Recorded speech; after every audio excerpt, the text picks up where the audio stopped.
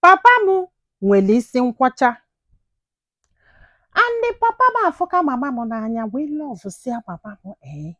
lọvụ onye nke nwere pati 2 ịkpara ndị nwe ebe ahed kwụsị m oge ọbụla mama ya na-asa pịapịa aka n'isi ndị ha na-atọchi papịa ntị kwụsị m na sinsi ụwa na papịa na mama ya dị in love ya wee jụba mama ya sị ya kedu ife na-aza na oge ọbụla ị na-afịa papa anyị aka n'isi what is that? O si ya nọ maka isi nkwọcha anụnwa ka a ji wee nọba this man. Na mara ife a ji wee fall in love with isi nkwọcha na one of the uncle ya nwere isi nkwọcha na ndị man na-abụka ezigbo mmadụ. Ya wee decide ya nọ nwoke onye isi nkwọcha ka ya ga-anụ. Papa ya na-achịgheli si anya gba mama ya nkịtị nọ ka o si ekwugheli. O si anya jụọ papa ya na bọsị afọ ya na anya nwa approach lie. And na love ha is still strong like that day ha fụrụ. Maka na ya ji obi niile wee lọvụ nwoke isi nkwọcha magodo ha welie ihe ọchị osi oge ọbụla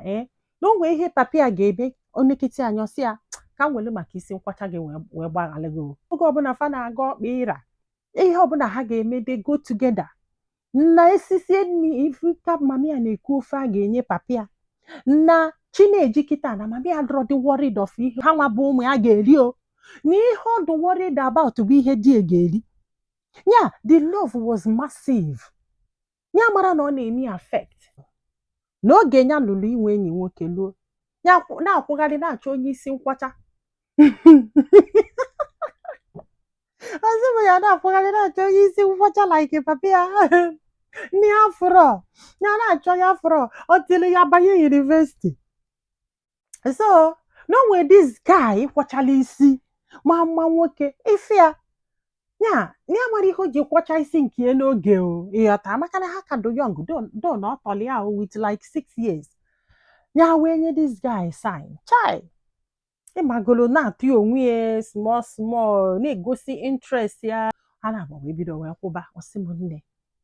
ya wee love this guy exactly etu mama ya si love papa ya na-ene this guy anya na-afụta papa ya n'ime n'ihe a bụ ihe a chọrọ ya ka nweta this guy na-adụ over happy na hapụrụ first year second year na-abata third year this guy je chọta nwaanyị ọzọ mana ọ gwarakwa ya na this girl na-ayị ịmagolo asịrị bido kụba maka ndị mmadụ fọka asị love ya na-ewetalie nri na-ewetalie apụl ife niile ya na-eji asụli akwa na nwere ife ada emelu this guy maka ịfụnanya afọ ya na-afụta papa ya n'ime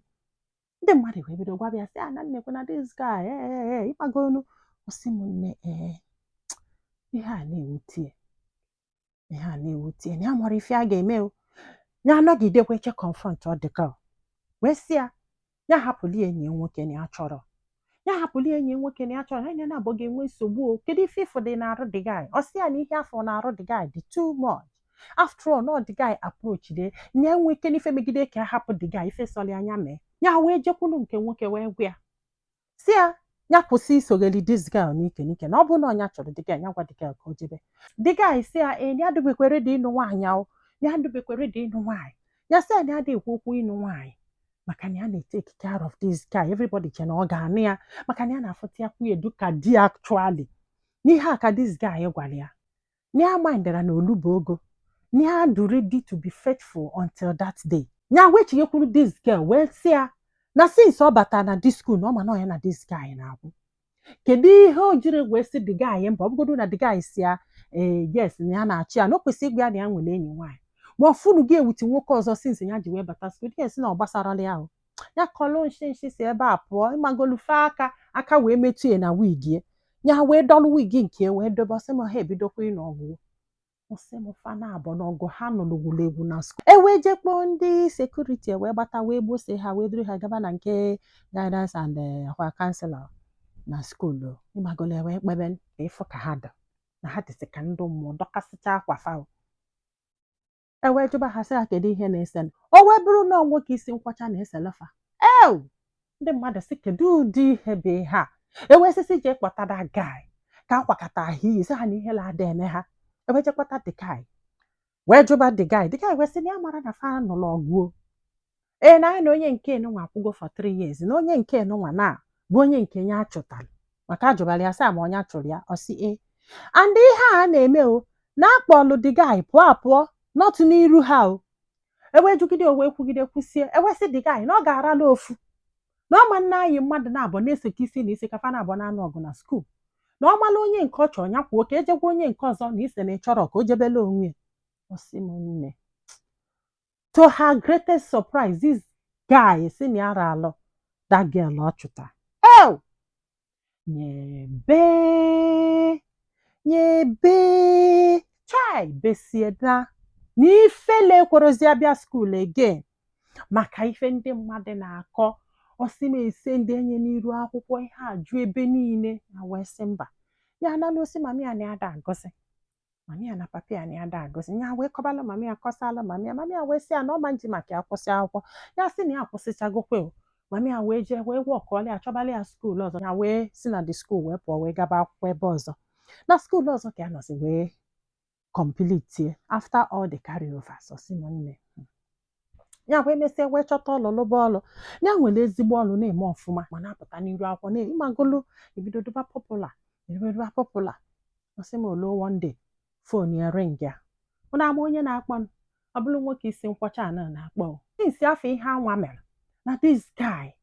akpọ dị asị asọrị na this guy akpọ dị ajụ ya ka ya si eme ka ya kwụsị skuul na ọkpọ dị akwụ anything ya wee chọọ ka ya mala iru ọ ga-eji wee fịa ya wee gwa ya bịa nọ wee gaghala ọkpa wee zuzuru wee bịa na afọrọ anya wee bido wee gwa bịa na o nwere ife a na-agwa mmadụ ya gwara ya si ana ọnya nwa mee mistake because ya pala onwe ya tụọ gị you met me as virgin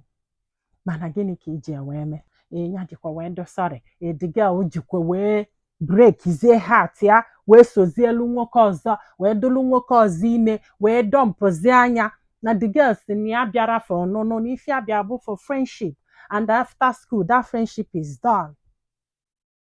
O wee chighetebe to ha na wee sị ya na nwere shame na-enwego enyi nwoke na-akwado enyi ya na ya chọrọ. Ọsị m na ya nwere enyi nwoke actually yes mana ha ka ekwuru okwu ọnụnụ mana ihe agwala ya. Ọsị m ya na-akwụ ya this guy ya nakwa ahụ welu phone number ya nye mami ya welu phone number ya nye papi ya. Ọsị m nne na kịta na every time na a na-akpa ya na-esendele ya text message na-ayị ya ka anụ bịa. Nwanne ya nwaanyị wee sị ya na ọ bụrụ ya na ya ma nọ this guy ifesọrọ anya yọọ na o humiliate publicly na school ka si anya ralụ that girl ewee nwuli ya mụchilie ọchị ya esesilie ma n'aja na nwoke ya na ya na-abụ na anyị kịta na ọkwọchabe isi very well n'ịghọta na obele mana ịmagolu that na ị na-aka ị na-akwọcha. Ọsị m na mgbe afọ nye kwetere na nwoke ọbụla bụ ntutu maala ife ọfụma